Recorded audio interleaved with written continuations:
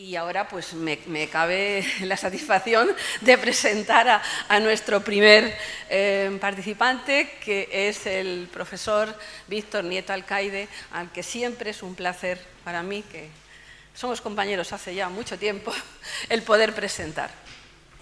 Yo creo que todos ustedes saben quién es Víctor Nieto Alcaide, pero bueno, para los que no estén tan demasiado al corriente, pues les diré que es catedrático emérito de Historia del Arte en la UNED, es académico de número de la Real Academia de Bellas Artes de San Fernando y es un especialista con publicaciones absolutamente clásicas en muchos de los temas. Estoy pensando en el Renacimiento, su dedicación a la vidriera española, con un libro espléndido que fue Premio Nacional de Historia sobre la vidriera española, infinidad de publicaciones sobre arte contemporáneo, que parece que es casi como lo menos conocido, y sin embargo hay espléndidas monografías sobre Lucio Muñoz o sobre Canogar, en fin, ¿para qué seguir hablando de Víctor Nieto? Que yo creo que sus palabras demostrarán perfectamente bueno, el nivel y la experiencia y la capacidad de reflexionar y de debatir sobre muchos temas. Así que él va a abrir ese turno de intervenciones sobre, de alguna manera, el concepto del paisaje, ¿no? Los demás están ordenados más o menos cronológicamente, pero yo creo que le agradezco que haya aceptado el reto, ¿no?, de abrir de alguna manera el melón. Y bueno, pues nada, gracias Víctor por estar presente hoy. Gracias por tus palabras y gracias también al Museo de Thyssen por haberme invitado a pronunciar esta primera lección. Y voy a comenzar haciendo una afirmación rotunda. En el Renacimiento no existe el género del paisaje. El paisaje es algo que se crea después, como género, como pintura autónoma, como pintura de caballete, cuyo tema único y exclusivo es la representación de la naturaleza. Sin embargo, esto no quiere decir, ni mucho menos, que en el Renacimiento, en el siglo XV y parte del XVI, no hubiera un desarrollo importante de la representación de la naturaleza. Pero esta aparecerá siempre como un elemento subsidiario, como fondo, como telón, como ambiente, como complemento y como circunstancia de temas mitológicos, religiosos, de temas del retrato, por ejemplo, o incluso de temas de historia. Y va a ser precisamente esa una de las condiciones que va a determinar que el paisaje no vaya a aparecer hasta una fecha muy avanzada, cuando ya se han producido muchas de las recuperaciones del modelo clásico en el arte italiano del siglo XV, no es hasta 1460-70 aproximadamente, no van a aparecer las primeras definiciones concretas del tema del paisaje. Paisaje siempre, como digo, como elemento que acompaña a una composición religiosa, mitológica o un retrato. Pero antes, el problema del paisaje es un problema complejo, al que muchos artistas saben dar una solución y al que otros lo utilizan simplemente como un recurso ocasional o meramente ambiental. Es todo lo contrario a lo que ocurre en el caso de la pintura flamenca, donde desde el principio, desde las primeras manifestaciones en los primeros 25 años del siglo XV, el paisaje o la representación del paisaje es ya un tema definido. Diremos que el tema del paisaje o el paisaje en la pintura no es exclusivamente la aparición de elementos naturales, la aparición de una roca o la aparición de unas flores o la aparición de un árbol. El paisaje es una representación de un ámbito espacial en el que se desarrolla una escena. Y eso va a tardar bastante en aparecer. Es decir, la aparición del paisaje como elemento integrado espacial en la composición, en la pintura, es algo que aparece bastante más tarde. Fundamentalmente porque en la pintura del Quattrocento italiano, en la pintura italiana, el paisaje forma parte del concepto de representación espacial y tridimensional.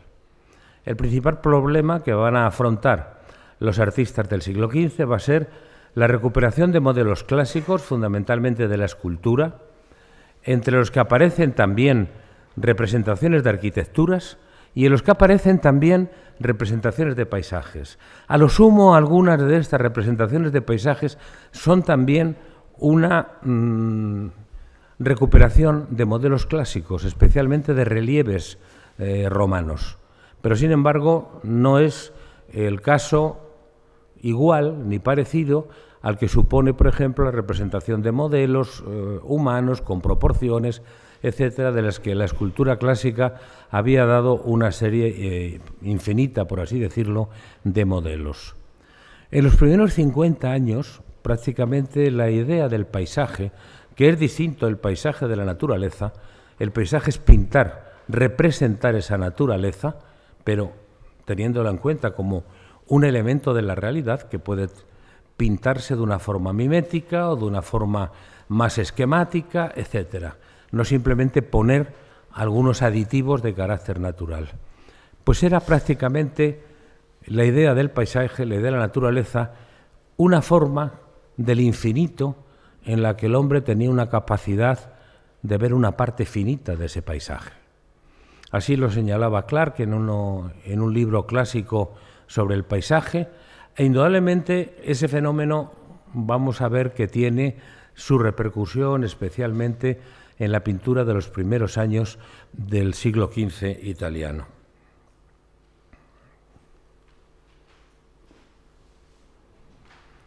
Por eso, en las primeras representaciones, lo que vamos a encontrar fundamentalmente es que el paisaje se convierte en una escenografía, no en una representación de la naturaleza, salvo algún caso en los que veremos que sí hay un interés por representar, por interpretar la naturaleza. En la mayor parte de los casos, y sobre todo en los momentos previos a 1400, vamos a ver que es sobre todo una escenografía, una tramoya, una escenografía como si fuera de cartón, de la que incluso tenemos algunos testimonios.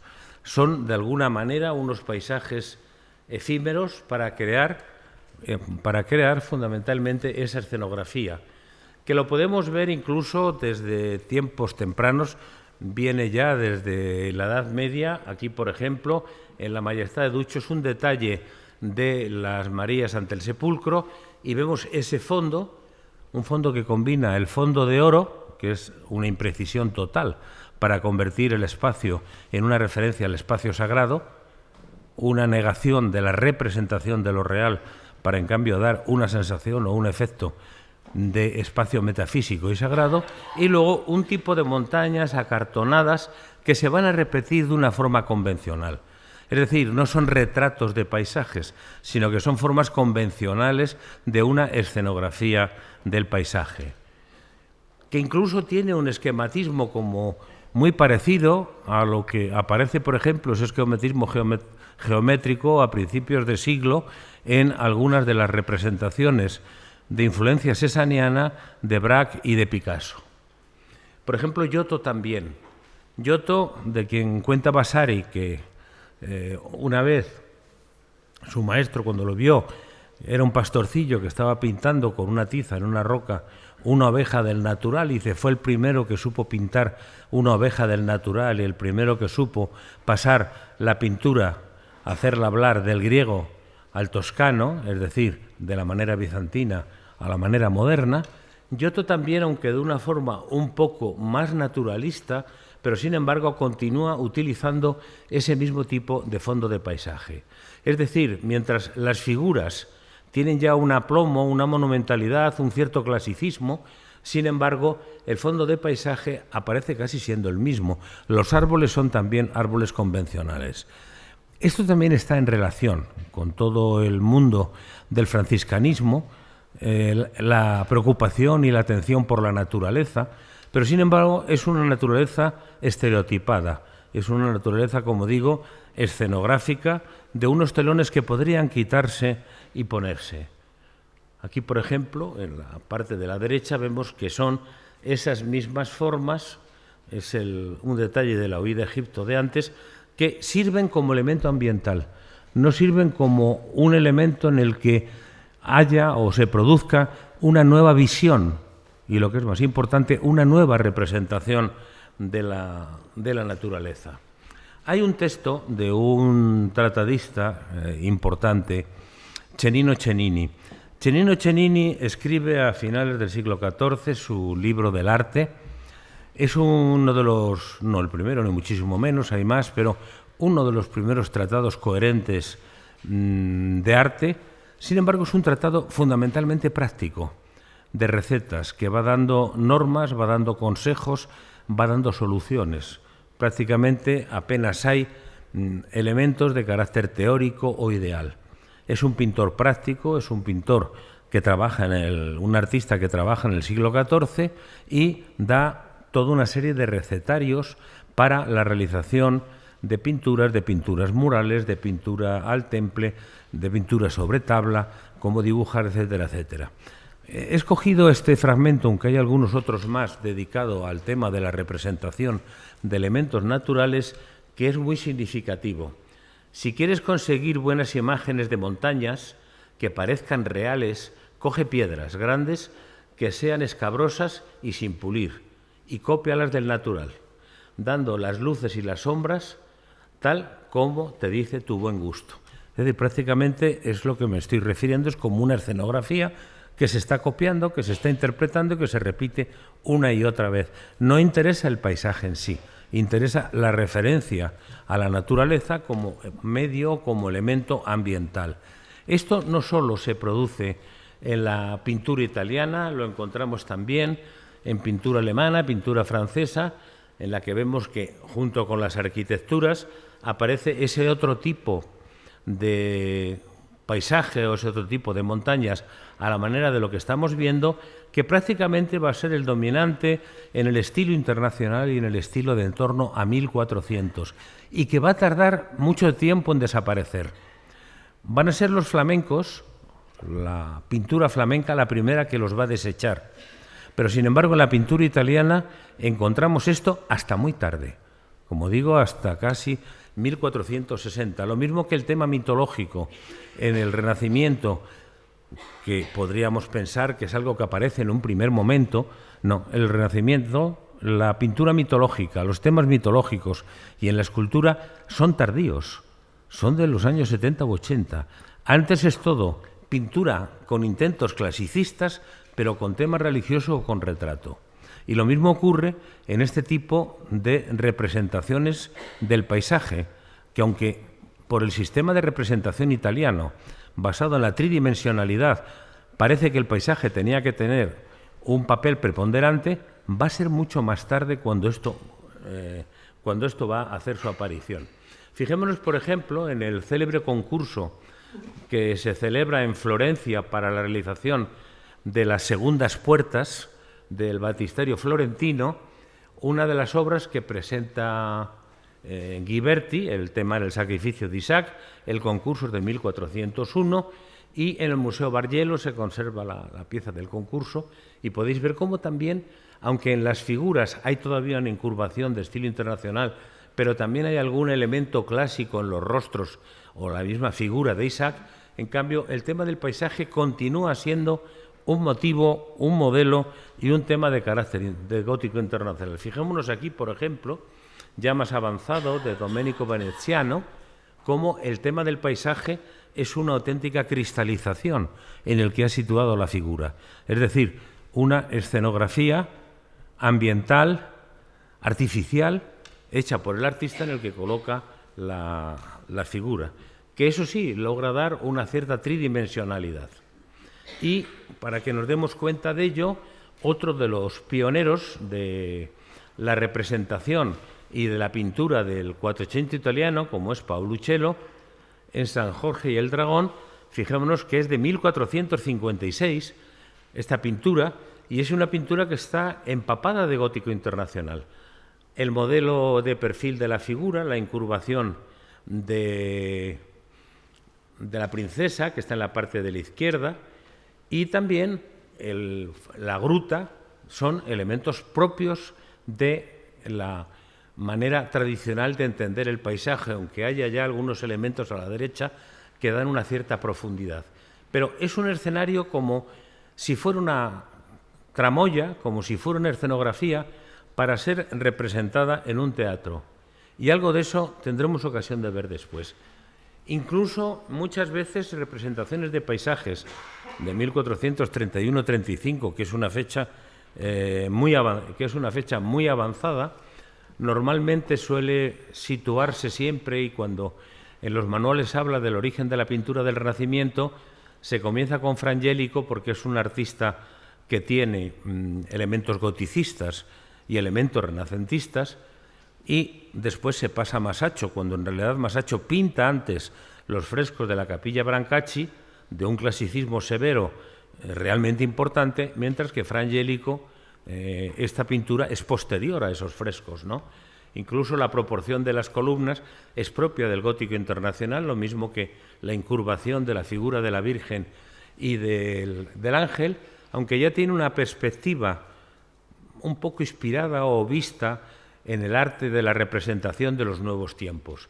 Pero aquí, en la parte de la izquierda, aparece el paraíso y también se dice, y prueba del naturalismo de Frangélico es como representa todas estas florecillas con un detalle propio del naturalismo renacentista. No es cierto, es esa atención por lo diminuto y por los detalles que tiene el gótico internacional, que aquí se justifica como un elemento simbólico, es decir, la expulsión de nuestros primeros padres, que aparece ahí, del paraíso, es el primer capítulo que da lugar a la redención, y el primer capítulo de la redención es cuando el ángel comunica a la Virgen María que está embarazada.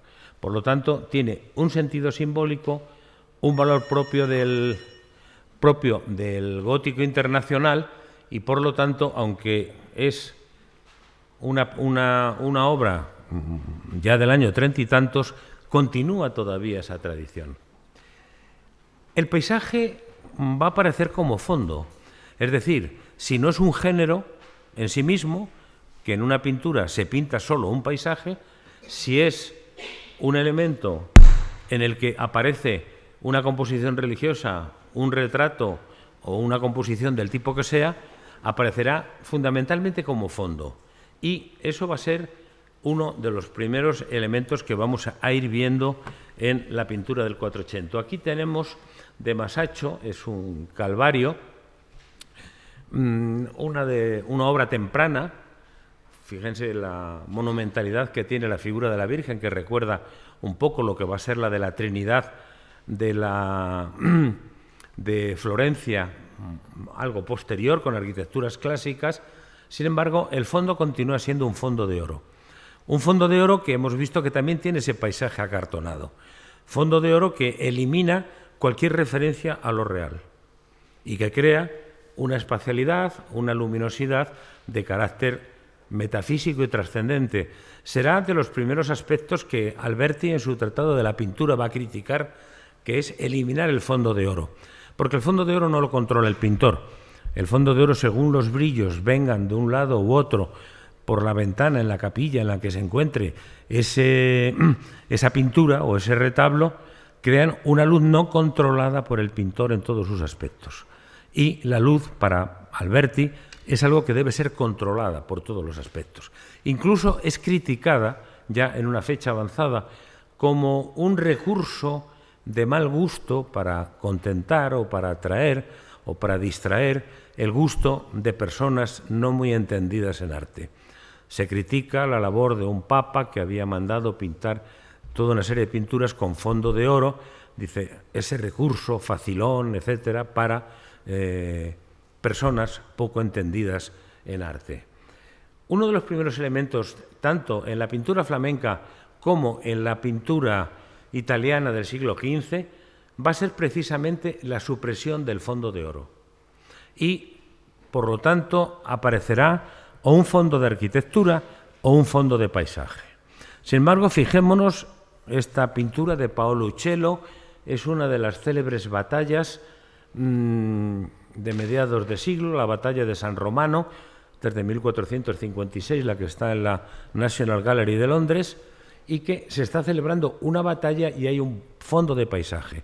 Pero fijemos que ese fondo de paisaje no establece una continuidad entre el primer término de la imagen y el fondo de paisaje. No es un todo continuo que va degradando, que va creando un espacio continuo, sino que en realidad el paisaje es un telón que cae sobre un escenario. Es como un telón y aquí un escenario. Quizá porque como pudiera ser, más que batallas, quizá fueran fiestas, fueran torneos, fueran fiestas que se han realizado con motivo de alguna conmemoración o algún acto festivo.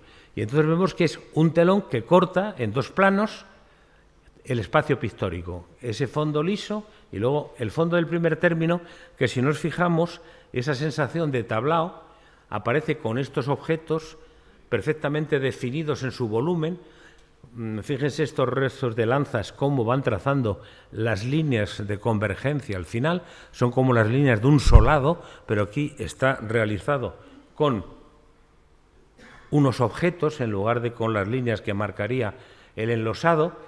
Crea ese escenario con objetos y luego ese telón de fondo para resolver el problema, como aparece también en las fotografías del siglo XIX, incluso en muchas fotografías del XX, que se hacía un retrato y lo que se ponía detrás era un fondo de paisaje, que a lo mejor podía ser la Alhambra o podía ser cualquier otro tipo de representación.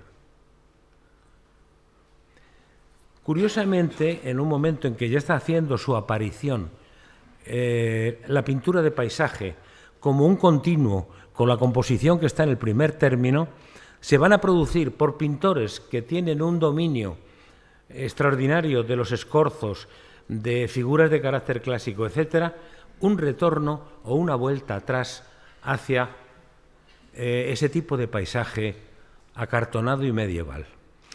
Esto se produce en una pintura, unas pinturas de Benocchio Goccioli. Es el cortejo de los reyes que pinta en Florencia, en el Palacio Medici Riccardi, en una fecha tan avanzada como 1459-1460. Hay que preguntarse cómo un artista que en los escorzos, en figuras, etcétera, podríamos poner más, pero no es del caso aquí, tiene ese carácter avanzado, sin embargo, es tan retardatario en el tema del paisaje. En realidad aquí lo que se está pintando en un momento en el que ha caído Constantinopla en poder de los turcos, se está representando el viaje que Juan Paleólogo hizo a Florencia en un último intento de crear una liga para defender Constantinopla. Por lo tanto, es un hecho histórico, es un hecho pasado, es una evocación del pasado. Y en esa evocación del pasado se utiliza una forma del paisaje del pasado, una forma del paisaje que es tradicional. Por lo tanto, eso no es solamente un caso de arcaísmo, sino es un deseo de ambientación histórica, de reconstrucción histórica, prescindiendo de lo que podría ser un problema de representación tridimensional, como ya se estaba produciendo por estos años, ¿no? Esto se va a producir, esa unión del primer término hasta el final, como un infinito, en un momento más tardío. Esto es un dibujo de una de las representaciones de uno de los libros sobre las proporciones de Alberto Durero, que es esa representación de las tres dimensiones de la pirámide visual vista desde la base, en la que desde el ojo del pintor, desde el plano, que en este caso está por ese enrejillado que permite una cuadrícula que reproduce luego en la mesa a toda la figura, se produce de principio a final un todo continuo. Eso y esa pirámide visual ya la había planteado Alberti también, y a partir de ese momento el paisaje va a dejar de ser un telón o va a dejar de ser un objeto introducido en el fondo. Esto es una representación de experiencias que se hicieron en el siglo XX con respecto, es un poco el fundamento también de las cámaras de placas, etcétera, de la cámara oscura, para reconstruir la visión que hizo Brunelleschi del baptisterio florentino y del Duomo. Visiones en tres dimensiones basadas en ese principio que el ojo del artista es la visión de todas las cosas, es la medida y es el punto de referencia. Es decir, una representación tridimensional monofocal como esta tiene un punto de referencia de todo el universo que es el ojo del pintor. Si algo está más pequeño es porque está más lejos del ojo del pintor, y si está mucho más pequeño es porque está más lejos. A medida que los objetos se alejan del ojo del pintor, van disminuyendo. Lo mismo las líneas de los edificios, lo mismo también los paisajes y también el color del paisaje, que contribuye de esa manera a dar ese juego y ese efecto tridimensional. El paisaje también se va a someter a eso. Fijémonos aquí ya, estamos en el norte, son las ricas horas del duque de Berry, principios del 15, como el paisaje ya no es un telón, hay una escena en primer término, pero hay un espacio natural delante de la escena, después, es una referencia del mes de diciembre, hay ese pequeño bosquecillo, etcétera, hasta llegar a la ciudad. Comienza a haber un continuo que, como digo, aparece luego también ya en el políptico del Cordero Místico de San Babón, de Jan van Eyck, que lo empieza antes del 32, pero puede darse por acabado más o menos en esa fecha, en la cual hay dos aspectos que interesa destacar. Por una parte, la tridimensionalidad, que de primer término al único el espacio es continuo. No son telones, ni objetos puestos para la ambientación, ni una escenografía. Segundo, el color subraya también esa idea de lejanía con respecto al ojo del pintor. Colores mucho más densos y más cálidos en primer término, se van haciendo más fríos hacia el final. Pero luego hay otro aspecto importante, y es que en este caso el pintor, o lo que aparece ahí representado, está visto de una forma con más precisión que lo que ve el ojo del pintor. Es decir, esos detalles a simple vista no se ven. Están estudiadas todo el conjunto de elementos botánicos que aparecen, que son especies perfectamente catalogadas y clasificadas. Es decir, es representar más que lo que el ojo ve. Ir cogiendo en detalle y crear esa realidad. Pero luego la realidad en sí, en su conjunto, sí muestra esa sensación de infinito, de primer término al último. Como aquí también, en la Virgen del Canciller Rolén, que por lo pronto ya hay una equiparación entre el tamaño del donante y la figura de la Virgen. El donante aparece con un tamaño claramente humano, igual que el de la Virgen, y es decir, hay una secularización, no aparece esas diferencias de altura, de jerarquía que existían en la pintura medieval, en que el donante aparecía como un personaje profano de menor tamaño que el personaje sagrado delante del cual estaba arrodillado. Aquí es un personaje más. Y de la misma manera, fijémonos cómo hay un enlosado que va transmitiendo una perspectiva lineal y después todo ese paisaje que se pierde en el infinito.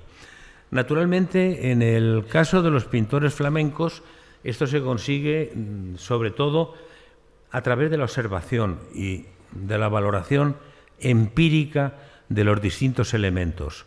El paisaje italiano, en cambio, compondrá y tendrá todo un componente y toda una apoyatura de carácter teórico, geométrico, trascendente.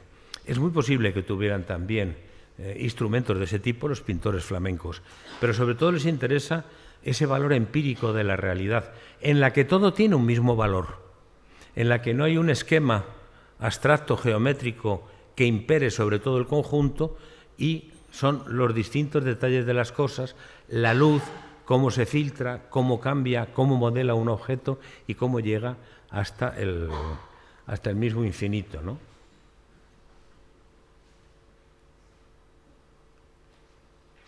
El caso italiano, que desde un punto de vista cronológico podíamos poner al unísono, mientras en los Países Bajos se está haciendo aquello, mientras Jan van Eyck está pintando el políptico del Cordero Místico, Masaccio recibe un encargo por los Brancacci para pintar con un conjunto de pinturas murales, la capilla Brancacci que tenían en la iglesia del Carmine en Florencia. De hacia 1425 es una de las composiciones más célebres de Masaccio, en la que podemos ver, en primer lugar, una cosa, y es cómo Masaccio se está inspirando en modelos clásicos para algunos escorzos, la monumentalidad de la figura que está a la derecha de Cristo de amarillo, cuyo modelo es un modelo perfectamente clásico, cómo utiliza también algunas arquitecturas en la parte de la derecha para crear ese punto de fuga que situaríamos prácticamente en el eje de la cabeza de Cristo, donde se cruzan las dos diagonales, siguiendo un eje. El vértice de la pirámide estaría situado allá al fondo.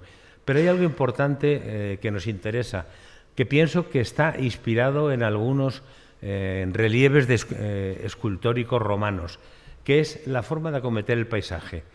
Aquí el paisaje ha desaparecido como escenografía, han desaparecido esas formas acartonadas, ha desaparecido el fondo de oro que él mismo en alguna obra anterior, como la que veíamos, el Calvario, había utilizado también, y es un paisaje, si nos vamos fijando, que desde el punto de vista del color va haciéndose más frío del primer término al último, con aquellos colores fríos y colores más cálidos en primer término.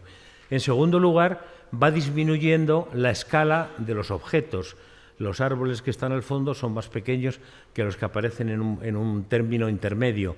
Y también otra cosa, el contorno, la definición que tiene el paisaje se va haciendo más evanescente, más diluida a medida que está más lejos de nosotros. Es decir, no es un telón como aparecía en Paolo Uccello, y esto es muy anterior a lo de Paolo Uccello, sino que es un todo continuo, un infinito, una unidad espacial hecha mediante el sistema de perspectiva, mediante la gradación de los tamaños, mediante el juego lineal que crea la arquitectura que está situada en la derecha, mediante el color y también mediante el diluido de contornos y perfiles que vamos viendo. Es más definido este árbol que el que asoma por allí, es más definido este primer término que lo que aparece en el fondo, que se va convirtiendo prácticamente en una mancha, sugiriendo, porque hay otro aspecto importante en Masaccio, que entre esos objetos hay luz. Hay luz como hay luz, por ejemplo, entre las distintas figuras, unas están de perfil, etcétera, y eso crea, y en la parte del suelo se puede ver, crea un efecto de profundidad a través de los juegos de luz. También lo va a hacer en el fondo de paisaje. Y también, un poco más tarde, Ghiberti, cuando recibe el encargo de realizar sus segundas puertas, que son las terceras del Baptisterio de Florencia, va a aplicar una solución parecida. Desaparece, no del todo, pero desaparece aquella forma tan acartonada y aparecen elementos propios de Masaccio, pinturas que ya había terminado en Florencia cuando Ghiberti comienza a realizar esto. Y es esa forma que se va diluyendo, va perdiendo relieve el paisaje a medida que se aleja, los árboles disminuyen su tamaño y a medida que estamos en primer término, el paisaje, las figuras adquieren mayor relieve. Incluso se pone como una plataforma, como si fuera un escenario en la parte inferior que destaca con respecto al paisaje diluido, aéreo, que encontramos al final. O aquí, por ejemplo, es otra de las escenas también, de las llamadas por Vasari, que quedaron así, Puertas del Paraíso. No va a ser hasta 1460 donde vamos a encontrar que se produce, porque Masaccio crea una aportación que no va a tener una solución de continuidad. Prácticamente van a pasar cerca de 30 y tantos años hasta que se retome esa idea de la unidad espacial. Masaccio es un adelantado, pero otros pintores, como hemos visto, no utilizan esa lección de Masaccio en el paisaje. Sí en otras cosas, pero no en el paisaje. Y va a ser Alessio Baldovinetti, un pintor realmente importante, no con la fama de los que hemos citado hasta ahora, pero sin embargo es uno de los pintores que aportan una solución.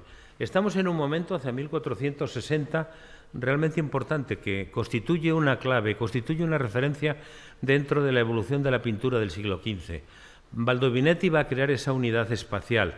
Vamos a encontrar también que Piero de la Francesca, poco después, continúa también con esto, rompiendo con elementos tradicionales propios que habían aparecido en su pintura anterior. Y estamos ya a un paso, hacia los años 70 y 80, en que Leonardo crea ya una perspectiva aérea.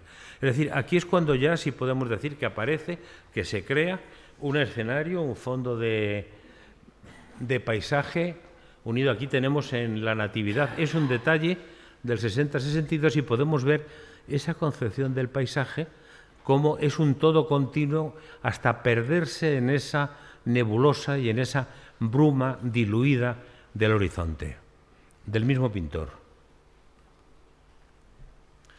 Naturalmente, la pintura veneciana, que tiene además una influencia clara de pintores del norte, así como durante el siglo XV hay una influencia de los pintores flamencos en Italia, no hay tanto una pintura flamenca con influencia italiana, hasta el XVI no se producirá.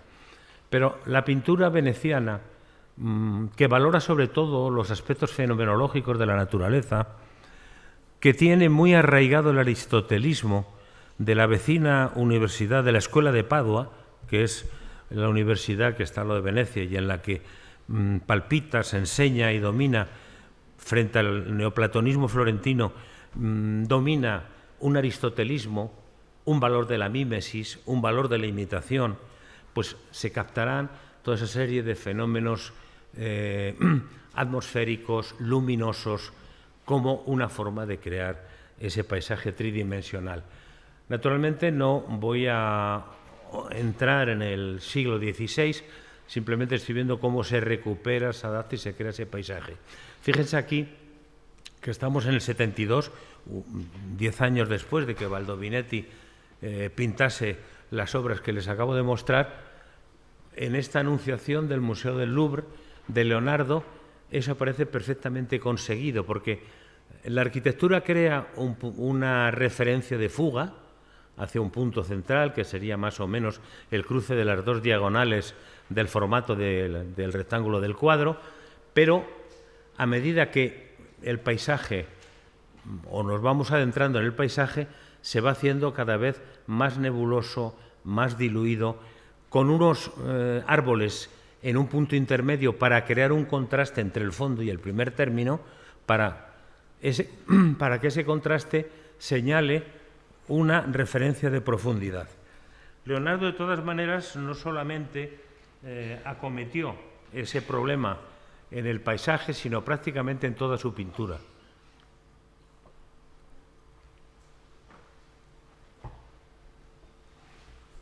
Prácticamente los modelos de sus figuras tienen ese esfumato alrededor de la figura, en la que el dibujo no aparece definido por una línea. Esa línea es un contorno diluido y él mismo decía que me gusta cuando paseo por las tardes y veo, cuando ya hay poca luz, los rostros de las gentes con las que me cruzo. Es decir, es luchar contra la definición de lo concreto, como en el caso de la Gioconda, y en cambio lo impreciso, lo transformado por los efectos de luz, lo inseguro, lo impreciso y lo semioculto. Aquí, por ejemplo, también va a seguir el mismo sistema, que además lo va a seguir prácticamente en casi toda su pintura, porque ahí vemos, son unas arquitecturas, pero cumplen la función de los árboles que veíamos en la enunciación anterior. Aquí hay unos colores más densos, más cálidos, después está esa arquitectura como una pantalla intermedia y luego ese fondo de paisaje hasta ese infinito. Esto lo va a hacer en la misma cena también, que coloca el cenáculo y hay un fondo en el que también había una forma de crear ese paisaje. Y lo hace también en una de las pinturas más complejas por su significado, que no es cuestión de entrar aquí, que es la Virgen de las Rocas, con la Virgen, San Juanito, el niño y el ángel que está señalando al Mesías que vendrá. La figura tiene además una forma de nicho. Se ha planteado la posibilidad de que haya una referencia en este mundo de rocas que es como un útero, quizá a ese origen del mundo que se pierde en la noche de los tiempos, pero lo que nos interesa aquí, no entraremos en esto, es cómo en la parte superior del medio punto, es una pintura que a poco de llegar a Milán va a pintar Leonardo para las Gracce de Milán, por encargo, al parecer, de Ludovico Almorro, un Sforza que le protege y le toma a su servicio, pues tenemos esa parte arriba de la roca que deja ver una parte del cielo, pero luego ese fondo luminoso que se percibe al final. Es decir, aquí las rocas son un telón, pero es un telón para crear puntos de referencia, puntos intermedios que nos den una idea de profundidad. Es muy distinto, en cambio, ya cuando Durero en el siglo XVI crea acuarelas de este tipo, que son ya representaciones de paisaje con una tendencia a captar prácticamente el paisaje, como podemos ver también aquí, ¿no?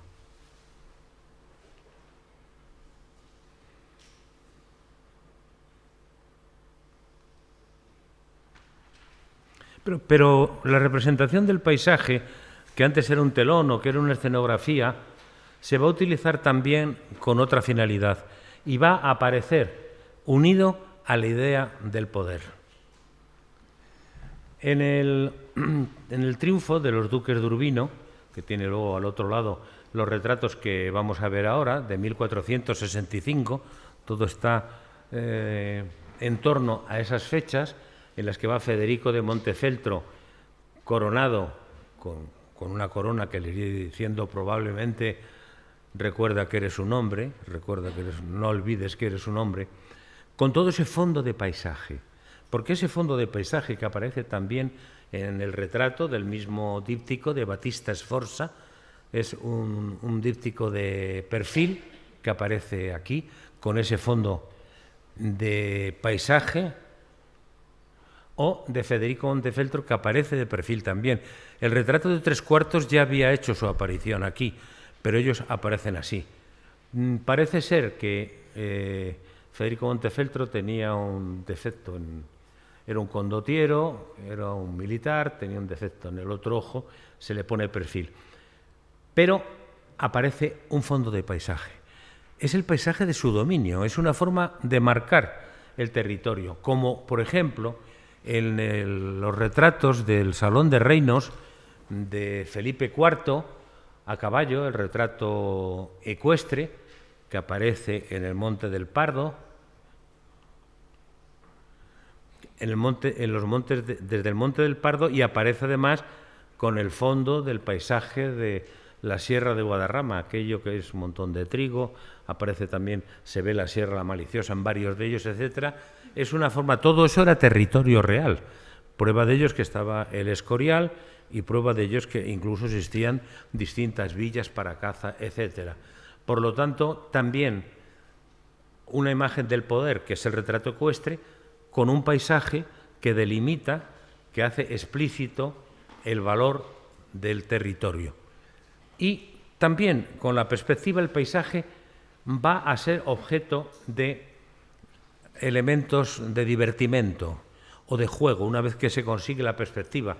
Manteña, por ejemplo, en la Cámara de los Esposos, creando este trompe-l'œil o trampantojo de las figuras asomadas al óculo de la cúpula.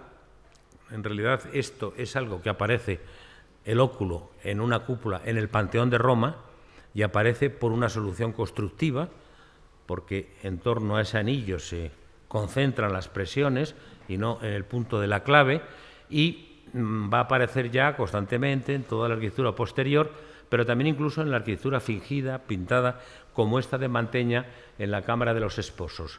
Fijémonos aquí cómo también se acude al paisaje, pero como una referencia cultural, porque los Gonzaga, ahí aparece Alberti a la derecha, que a la sazón estaba en la corte de los Gonzaga, esto es cuando viene el hijo cardenal de Ludovico Gonzaga a visitar a su padre, y se ven numerosos elementos al fondo, con ruinas clásicas, etc. Lo mismo que aquí en la muerte de la Virgen, que está en el Museo del Prado, aparece ese lago Garda, que es una representación real de un paisaje que vemos con esa esclusa que corta en perspectiva.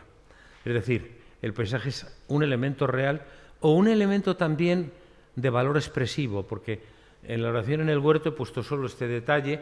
Fijémonos los elementos de la atmósfera que a Mantegna le preocupan mucho. No en vano él ha tenido un conocimiento del mundo de Padua, de Squarcione, del mundo veneciano. Estaba casado con una mujer de la familia de los Bellini, y los elementos arquitectónicos y también ese tipo de roca, no a la manera del gótico internacional, se utilizan. O también el paisaje como forma simbólica. Aquí lo veréis, el retrato de caballero del Museo Thyssen, que es espléndido, con la figura del armiño, porque pertenecía a la orden del armiño. El paisaje y las arquitecturas ya van siendo utilizados no como un mero elemento ambiental, sino como un elemento también de referencia simbólica y significativa. No quiero dejar pasar, porque está mal, es museo, pasar una referencia a los pintores de Ferrara. En Ferrara dominan los en Ferrara se va a producir un fenómeno pictórico y arquitectónico de primer orden. Es una de las ciudades del Renacimiento en las que la idea de ciudad ideal va a insertarse en la realidad, y los pintores de Ferrara van a unir un valor del clasicismo con un valor también de la expresividad. El viaje de Van der Weyden por Ferrara indudablemente crea una huella indudable, crea esa expresividad, pero hemos de tener en cuenta otro aspecto que lanzo aquí como posible hipótesis, y es: en Ferrara tenía mucho auge, y si no, nada más hay que ver los autores teatrales. El teatro en Ferrara en el siglo XV es fundamental, pero también tenía mucho valor el desarrollo de los estudios alquímicos, el valor de los metales, y desde luego en algunas representaciones las figuras casi alcanzan un valor metálico, un valor como si estuvieran sumergidas en agua, un valor acuoso. Es decir, hay un valor de lo material, un ensimismamiento en elementos materiales que se conjugan con ese paisaje, que tiene también recuerdos y ecos del paisaje de Mantegna, pero visto también a través de esa infinitud tridimensional del momento. Y el paisaje también dará lugar a sueños, a rememoraciones, a imágenes imposibles de insertar en la realidad, pero que sí son posibles de representar en la pintura. Desde luego, esta ciudad que vemos aquí no llegó a realizarse en el Renacimiento.